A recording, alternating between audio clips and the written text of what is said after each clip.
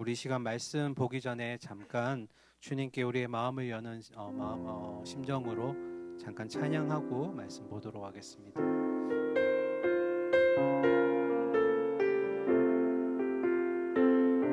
주님께 우리의 마음을 열어드립니다. 사랑의 예수님, 사랑의 예수님, 나를 찾아오셔서 십자가로 대속하사 내 마음 두드리네. 오 사랑의 예수님, 지금 내 맘을 엽니다. 내 안에 거하셔서 나의 생명 되소서. 처음부터 할까요? 사랑의 예수님, 나를 찾아오셔서 십자가로 대속하사 내 마음 두드리네. 오 사랑의 예수님, 지금 내 맘을 엽니다. 내 안에 거하셔서 나의 생명. 우리 마지막으로 볼 때 우리 마음에 손을 얹고 함께 부르겠습니다.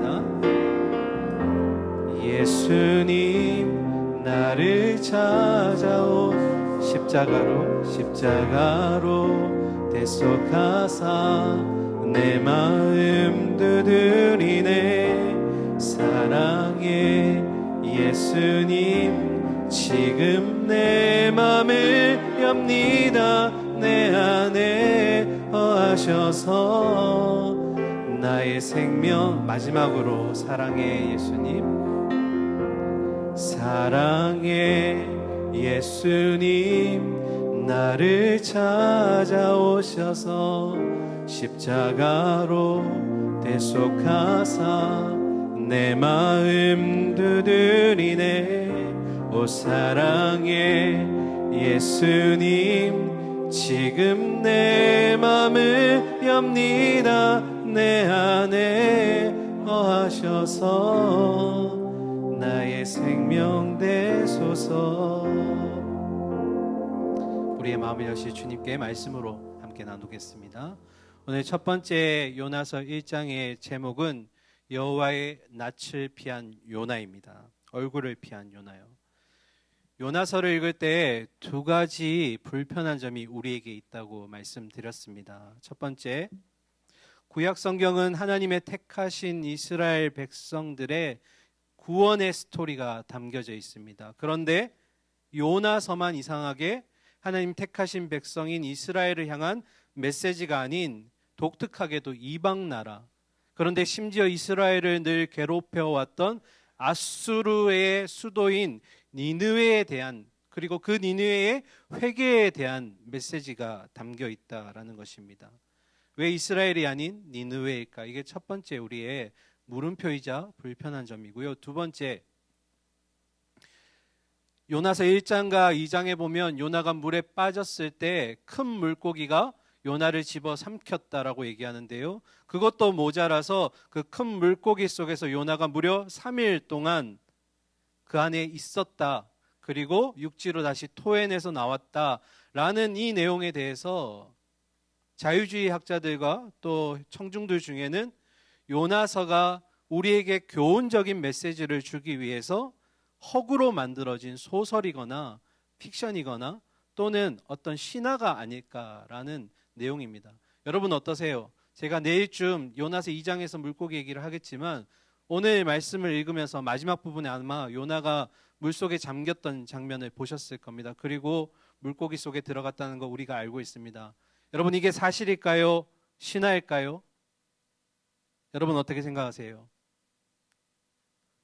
사실일까요? 손들라고 하지 않겠습니다. 네. 저 외부 강사 아니에요, 여러분. 여러분 청년 오진 강사에 편하게 얘기하세요. 네. 이 사실이 여러분에게는 어떻게 느껴지세요? 사실일까요? 허구일까요? 정말로 사실로 느껴지세요? 허구라고 하는 사람들에게 어떤 증거를 내보일 수 있을까요? 이건 거짓말이야. 어떻게 큰 물고기 속에 사람이 들어가 있어? 그리고 그 속에서 3일 동안 아무렇지 않게 있을 수 있어? 어떤 증거로 그들을 설득시킬까요? 이런 요나서의 불편한 점들을 가지고 우리는 요나서를 시작할 텐데요. 여러분, 이 요나서가 허구인가 아닌가 제가 강조하는 이유가 있습니다. 우리가 저번에 프롤로그 요나서를 다룰 때 이 얘기를 했었어요. 기억나나요? 요나서가 만약에 사실이 아니고 허구라면, 신화라면 요나서가 포함되어 있는 성경책은 오류가 있다라는 겁니다. 맞나요? 하나님의 영감으로 완성된 성경책은 모두 사실입니다. 아멘. 그런데 문제는 요나서가 허구라면 성경에 오류가 생기는 거죠. 우리가 받아들이기 참 어려운 문제입니다. 마음속에 이 물음표를 가지고 일단 시작하겠습니다. 우리가 오늘 찾아볼 요나서 1장의 가장 핵심은 이겁니다. 요나서가 도대체 어떤 목적에 의해서 쓰여졌는가입니다. 다시요. 요나서는 왜 어떤 목적에 의해서 쓰여졌는가? 이것이 우리에게 주는 메시지가 무엇인가에 대해서 오늘 나눠보도록 하겠습니다. 먼저 1절인데요. 우리 앞에 화면을 보면서 함께 읽도록 하겠습니다. 시작. 네, 요나가 등장합니다. 요나의 이름의 뜻은 비둘기입니다. 가드헤벨 사람 아밋떼의 아들인데요. 1절에는 아밋떼라는 아버지가 등장하죠. 아버지 이름 찾아보니까 정직이라고 뜻이 있더라고요. 중요하지 않고요. 요나는 언제 활동했던 선지자냐면 북이스라엘의 요아스 왕과 그리고 그의 아들 여로보암 2세 때 등장했던 북이스라엘의 선지자입니다. 언제 때요? 요아스 왕과 여로보암 2세 때 활동했던 선지자입니다. 그런데 1절을 다시 한번 띄워주실까요? 1절에 보니 이렇게 되어 있습니다. 여호와의 말씀이 누구에게요? 요나에게 임했더라. 이걸 우리는 두 글자로 소명이라고 부릅니다. 뭐라고요? 소명이라고 부릅니다. 그러면 소명이라는 게 뭘까? 다른 말로 부르심 또는 콜링이라고 하는데요. 소명에 대해서 저는 이렇게 정의하고자 합니다. 앞에 화면 보면서 우리 같이 읽도록 하겠습니다. 시작. 소명이란 하나님께서 구원받은 자에게 특별한 사명을 맡기시기 위해 부르시는 행위입니다. 여러분, 여러분에게 소명이 임했습니다. 그런 의미는 뭐예요? 여러분에게 하나님이 특별한 사명을 맡기고자 부르셨다라는 겁니다. 요나는 지금 하나님의 소명을 받았습니다. 하나님께서 이제 뭐 주실까요? 그에게 사명을 주실 거라는 겁니다. 우리에게 적용해 볼까요? 사랑하는 우리 청년 오진 여러분, 여러분의 삶 가운데 소명의 자리가 있습니까? 하나님이 콜링한 자리가 있습니까? 직장이 될 수도 있고요, 가정이 될 수도 있고 교회가 될 수도 있습니다. 콜링의 자리는 아주 많습니다. 부르셨다라는 의미는 뭐라고요?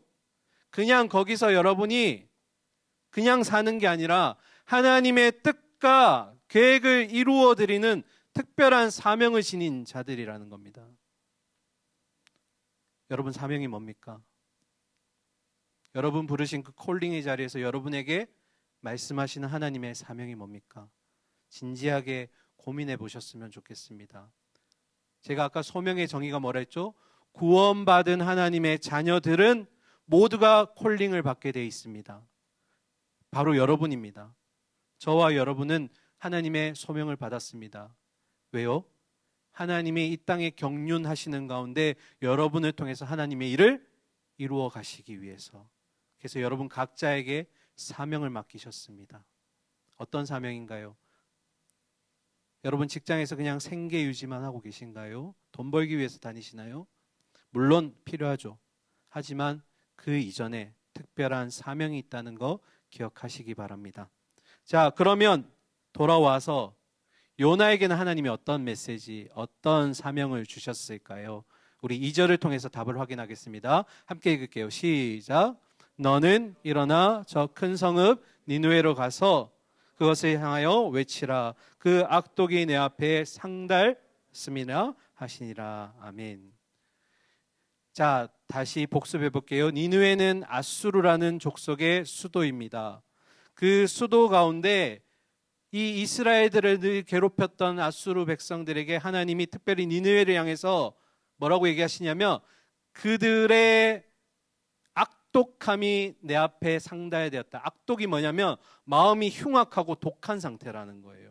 그 소리가 하나님 앞에 지금 전달되었다라고 그들에게 가서 전하라는 겁니다. 이게 요나에게 주신 하나님의 사명입니다. 근데 저는 궁금한 게 하나 생겼어요. 여러분 앞을 한번 보시고요. 저를 보시고, 요나는 어느 나라 사람이라고요? 북이스라엘 사람이에요. 지금 아수르의 상태가, 니느웨가 어떻다고요? 마음이 흉악하고 악독하다고 해요. 그러면 궁금한 게 생겼어요. 똑같은 시기에 북이스라엘은 도대체 어땠길래?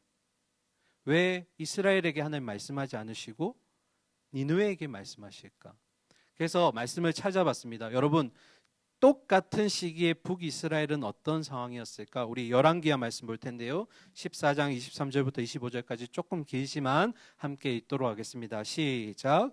유다의 왕 요아스의 아들 아마사 제 15년에 이스라엘의 왕 요아스의 아들 여로보암이 사마리아에서 왕이 되어 41년간 다스렸으며, 자 여기 중요합니다. 여호와 보시기에 악을 행하여 이스라엘에게 범죄하게 한 느밧의 아들 여로보암의 모든 죄에서 떠나지 아니하였더라. 이스라엘의 하나님 여호와께서 그의 종 가드벨 아미떼의 아들 선지자 누구요? 요나를 통하여 하신 말씀과 같이 여로보암이 이스라엘 영토를 회복하되 하맛 어기에서부터 아라바 바다까지 하였더니. 어때 보이나요? 정리하면 이런 겁니다. 하나님이 택한 이스라엘 백성, 당시에 그 이스라엘을 다스리던 여로보암 2세 때 이 이스라엘은 경제적으로 황금기를 누립니다. 경제적으로 가장 부유하였 때였고 25절에 보니까 땅을 다시 수복했다라고 얘기해요. 회복했다라는 얘기입니다. 근데 여러분, 역사를 되짚어 보면 경제적으로 가장 정점을 찍을 때 그때 쇠퇴하기 시작합니다. 왜 쇠퇴할까요? 바로 세속화 때문입니다. 경제적으로 물질적으로 가장 부유한 때 이 이스라엘의 가장 큰 범죄가 일어납니다. 그들이 이방신을 섬기면서 하나님으로부터 멀리 떨어져 있더라. 그러니까 경제적으로 볼 땐 뛰어날지 몰라도 뒤집어서 보면 종교적인 면에서는 하나님과 완전 대척점에 있는 거예요. 가장 심각한 상태예요. 어느 정도 심각하냐? 그들의 영적 부패는 가장 심각했고, 그리고 경제적으로도 빈부격차가 굉장히 심각했었다고 얘기해요. 그래서 다시 정리하면 이방 족속인 니느웨보다 사실은 북이스라엘의 악함이, 하나님을 향한 죄가 더 크다는 얘기입니다. 정리가 되시나요? 그런데 왜 하나님은 자기 백성인 이스라엘에 말씀하지 않으시고 왜 니느웨냐는 거예요. 자기 나라 백성들이 지금 하나님을 외면하고 있고 가장 세속화되어 있는 이 상황 속에서 왜 자기 백성 살리시는 게 아니라 니느웨에게 회개의 메시지를 전하라고 요나에게 사명을 주신 걸까요? 여기에 요나서의 백미가 있는 겁니다. 정리해 볼게요, 여러분. 이전까지 하나님이 이스라엘 백성들에게 한 번도 말씀하지 않으셨을까요? 너네 잘못했어? 돌아와. 수많은 선지자들을 보냈고요. 수많은 회개의 메시지를 보냈습니다. 근데 그들은 결국 돌아오지 않아요. 하나님으로부터 돌아오지 않고 그들이 현재의 신들, 이방 신들을 섬깁니다. 회개하기를 원하셨지만 회개하지 않고 완강히 거부했습니다. 앞에의 방법이 먹히지 않았어요. 그래서 여러분 주목하세요. 그래서 하나님이 새로운 방법을 지금 사용하신 겁니다. 어떤 방법이냐면 이방 족속인 니느웨를 통해서 이스라엘에게 말씀하시는 거예요. 니느웨의 회개를 통해서 이스라엘도 회개를 하고 하나님께로 돌아오기 위한 하나님의 새로운 방법이 여기 요나서에 지금 등장한 겁니다. 정리하면 니느웨는 이스라엘을 위한 하나의 교보제였던 거예요. 재료였다라는 겁니다. 그래서 요나서는 겉포면에는 니느웨가 있지만 속을 보면 북이스라엘이 있었던 겁니다. 여기까지 따라오실 수 있나요? 잘 따라오셔야 됩니다. 왜냐하면 이 내용이 우리 다음 주 주일까지 계속 가야 되거든요. 잘 따라오셔야 됩니다. 다시요. 겉으로 볼 때는 니느웨 백성에게 말하신 것 같지만 이게 하나님의 새로운 방법입니다. 니느웨를 통해서 너희 이스라엘 백성들이여 돌아와라, 회개하라는 하나님의 방법이라는 겁니다. 자, 그러면 왜 요나일까요? 다른 사람 많잖아요.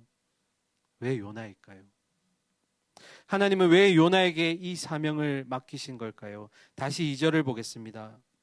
2절을 보니 너는 일어나 저 큰 성읍 니느웨로 가서 그것을 향하여 외치라. 하나님의 사명이 뭐라고요? 너 요나야 일어나 외치라. 일어나 외치라. 사명을 주셨죠. 그런데 똑같은 명령어가 6절에도 등장합니다. 6절을 보실까요? 6절은 같이 읽겠습니다. 시작. 선장이 그에게 가서 이르되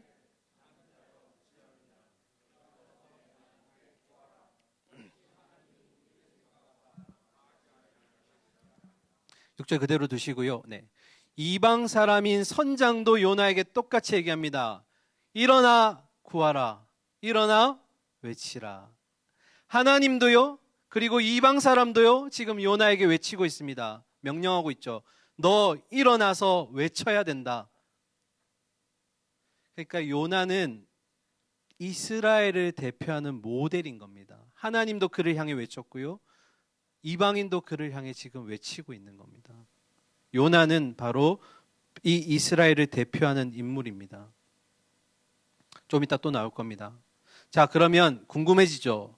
이 부르심과 사명의 콜링에 요나는 어떻게 반응했을까요?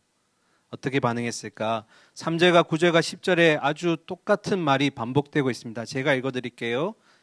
그러나 요나가 여호와의 얼굴을 뭐 하려고요? 피하려고 일어나 다시스로 도망하려 하여 욥바로 내려갔더니 마침 다시스로 가는 배를 만난지라. 또 나오네요. 여호와의 얼굴을 피하여 그들과 함께 다시스로 가려고 뱃삭을 주고 배에 올랐더라. 9절 그가 대답하되 나는 히브리 사람이요 바다와 육지를 지으신 하늘의 하나님 여호와를 경외하는 자로다 하고 10절에 또 나옵니다. 자기가 여호와의 얼굴을 피함인 줄을 그들에게 말하였으므로 무리가 알고 심히 두려워하여 이르되 내가 어찌하여 그렇게 행하였느냐.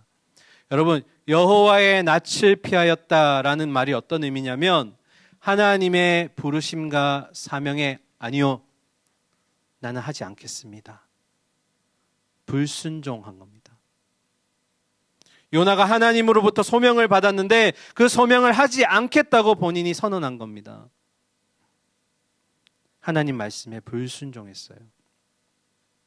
이후에 요나는 다시스로 가는 배를 탔고요. 그 배는 바다 가운데 풍랑을 만납니다. 그 안에서 제비를 뽑죠. 누구 때문에 이 풍랑이 일어났는가? 누가 뽑혔죠? 요나가 뽑힙니다. 그런데 요나가 아주 참 재밌는 말을 해요. 9절에 한 번만 보실까요? 9절. 네. 9절에 보면 그가 대답하되 요나가 대답하되 이렇게 얘기합니다. 나는 히브리 사람이요 바다와 육지를 지으신 하나님 여호와를 경외하는 자로다 하고 자기가 10절 자기가 여호와의 얼굴을 피함인 줄을 그들에게 말했다. 아, 그래요. 보니까 요나는 왜 풍랑이 일어나는지 알아요. 누구 때문에? 나 때문인가 알아요. 나는 하나님을 경외하는 히브리 사람인데 이 풍랑 나 때문에 일어난 거예요. 왜? 내가 하나님의 낯을 피하려고 했거든요. 불순종했고요. 사명에 거부했는데 그걸 알고 있습니다. 그러면 그 불순종에 대해서 인정했다면 따라 붙어야 될 게 하나 있어요. 뭘까요? 회개입니다. 회개해야죠. 자기 때문에 지금 이 풍랑이 일어났고 어려움이 생겼습니다. 요나는 너무 당당하게 얘기해요. 나는 하나님을 경외하는 자고요. 이 풍랑은 나 때문에 일어났습니다. 왜? 내가 하나님 얼굴을 피하려고 했거든요. 너무나 뻔뻔하고 당연한 요나의 모습 가운데 회개의 모습은 단 1말도 보이지 않습니다. 요나의 모습은 마치 돌아오라고 그렇게 반복해서 설득했고 그렇게 말했던 하나님의 그 반응에도 설득되지 않았던 이스라엘의 모습과 너무나 똑같았습니다. 요나는 누구를 대표하고 있다고요? 북이스라엘을 대표하고 있는 바로 그 모델입니다. 요나의 거절은 마치 하나님을 거부하는 이스라엘과 같았고요. 그 거부하는 가운데 회개도 하지 않는 그 북이스라엘의 모습은 요나와 똑같았어요. 정리하면 이렇습니다. 요나는 그 당시에 이스라엘을 대표하는 모델이었고 요나서는 이방 족속인 아수르의 수도 니느웨의 회개를 촉구하는 표지 속에 그 메시지 속에 니느웨를 사용하셔서 이스라엘의 회개를 촉구하는 하나님의 메시지가 담겨 있는 겁니다. 그런데 참 우리 하나님 참 대단하세요. 이런 요나, 이런 이스라엘의 불순종 가운데서도 하나님은 그들을 회복시키시려고 해요. 요나를 다시 돌이키시려고 해요. 질문합니다. 도대체 하나님 왜 그렇게 하실까요? 자기를 그렇게 싫다고 얘기하고 떠나가는 백성들. 사명을 맡기고 순종하라고 했는데 그게 너무 싫어서 멀리 떠나간 하나님 자녀. 근데 하나님은 또 설득하십니다. 왜 그럴까요? 답은 그들과 맺은 약속 때문입니다. 언약 때문이에요. 여러분, 하나님과 이스라엘 백성들이 언약을 맺었어요. 그들은 하나님 백성 되고 하나님은 그들의 주인이 되시고. 그런데 이스라엘 백성들은 늘 그 약속을 깹니다. 배신하고 아픔을 주고 하나님을 어렵게 합니다.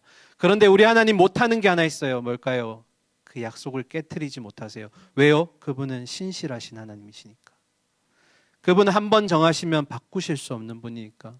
그분의 사랑은 왜곡될 수 없기 때문에 하나님은 그럼에도 불구하고 이스라엘을 돌이키기를 원하시고 요나가 회개하기를 원하고 계셨어요.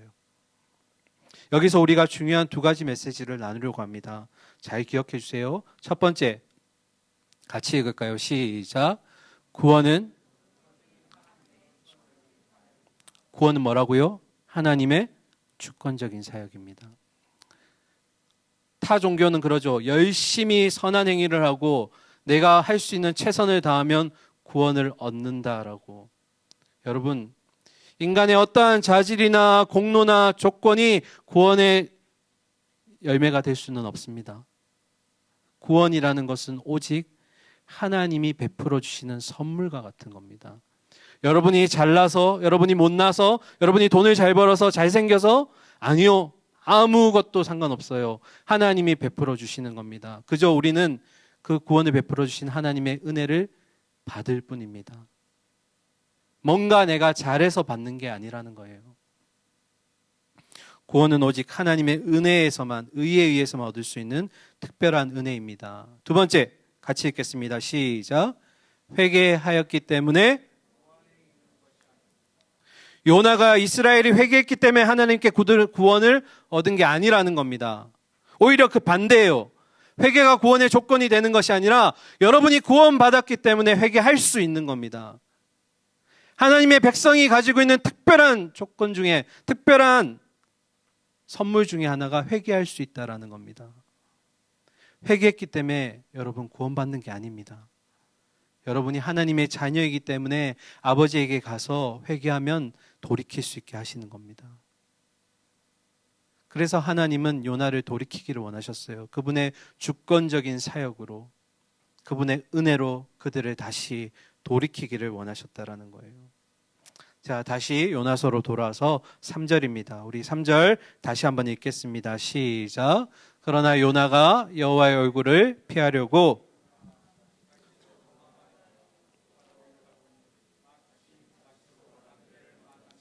여호와의 얼굴을 피하여 그들과 함께 다시스로 가려고 뱃삭을 주고 배에 올랐더라. 아멘. 요나는 하나님이 말씀하신 니느웨가 아니라 어디로 갔다고요? 다시스로 갑니다. 지난번에 지도로 보여드렸지만 이 니느웨는 이스라엘로부터 약 750km 정도 떨어져 있는 곳입니다. 지금의 아마 이라크 정도가 될 것 같습니다. 그런데 요나는 그 반대로 가려고 합니다. 다시스. 무려 이스라엘에서 반대쪽으로 7,500km가 떨어져 있는 곳입니다. 그러면 제가 그때 프롤로그 때 얘기했죠. 왜 요나는 다시스로 가려고 했을까? 이 다시스는 지금의 스페인 지역입니다. 지중해 왼쪽에 가장 끝자락에 있습니다. 요나는 생각했어요. 내가 이 사명에 불순종하고 하나님의 얼굴을 피하려면 어디로 가야 될까? 세상의 가장 끝으로 가면 하나님을 피할 수 있지 않을까? 배를 타고 갈 수 있는 최종의 끝에, 거기가 바로 요나가 생각했던 끝이었습니다. 그게 바로 다시스였어요. 가장 끝으로 가면 하나님을 안 만날 수 있다고 생각했어요. 하나님의 낯을 피하면 불순종해도 괜찮다고 생각했어요. 이게 요나의 마음입니다. 여러분, 제가 이걸 보면서 그런 생각이 들었어요. 3절을 다시 띄워주실까요? 요나가 배를 타기 위해서 항구로 갔는데 마침 다시스로 가는 배가 있었을까? 3절은 뭐라고 얘기하나요? 우연이었을까요? 요나가 배 항구로 찾아갔는데 다시스로 가는 배가 딱 있어서 그거 타고 갔나요? 아니에요. 3절에 처음 뭐라고 돼 있어요? 여호와의 얼굴을 피하려고 일어나 어디로요? 그가 직접 다시스를 선택했어요. 우연찮게 요빠 항구에서 다시스로 가는 배를 만난 게 아니라 그는 처음부터 하나님의 낯을 피하기 위해 가장 끝이라고 생각했던 다시스를 선택했다고요. 이게 어떤 의미인지 아세요? 여러분, 죄를 범할 때 즉흥적으로 하는 죄는 없습니다. 마음이 원해서, 마음이 동해서 하는 거예요. 나에게 죄를 짓고자 하는 마음이 있기 때문에 거기서부터 죄가 시작된다고요.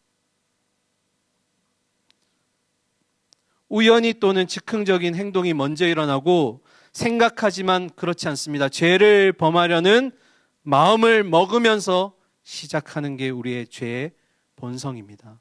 그래서 잠언서는 우리에게 이렇게 말씀해요. 잠언서 4장 23절인데요. 같이 읽어볼까요? 시작. 모든 지킬 만한 것 중에 더욱 내 마음을 지켜라. 생명의 근원이 무엇을 지키라고요? 마음을 지켜라. 죄 짓고자 하는 그 마음 지키라는 거예요. 죄에서 벗어나고자 하는 마음으로 돌아오라는 거예요. 즉흥적인 죄는 없습니다, 여러분. 요나님이 계획하고 출발했어요. 죄를 범하기 위해 그는 다시스를 선택합니다. 그리고 4절에 하나님께서 이렇게 하시죠. 4절 같이 읽겠습니다. 시작. 여호와께서 큰 바람을 바다 위에 내리시며 바다 가운데 큰 폭풍이 일어나 배가 거의 깨지게 된지라. 질문할게요. 말씀 보시면서 한번 대답하세요. 폭풍을 그냥 우연히 일어난 게 아닙니다. 폭풍이 누구 때문에 일어난 거죠? 누구에 의해서? 그렇죠. 제일 첫 번에 뭐라고 돼 있어요? 4절에 여호와께서 큰 바람을 바다 위에 내리심에. 4절을 띄워주시면 됩니다. 네. 여호와께서라고 돼 있어요. 무엇을 알 수 있나요? 모든 만물을 주관하시는 하나님이십니다. 여러분, 하나님은 창조하고 끝내시지 않으셨어요. 지금도 다스리고 계시고 앞으로도 계속해서 다스리실 겁니다. 모든 만물을 주관하시고 그리고 다스리시는 하나님이 바로 우리의 여호와 하나님이십니다. 근데 여러분, 오늘 제가 나눌 핵심 메시지는 바로 이게 아니고 4절에 아주 중요한 문장이 하나 있는데요. 따라 읽어볼까요? 시작. 배가 거의 깨지게 된지라. 오늘 핵심 메시지입니다.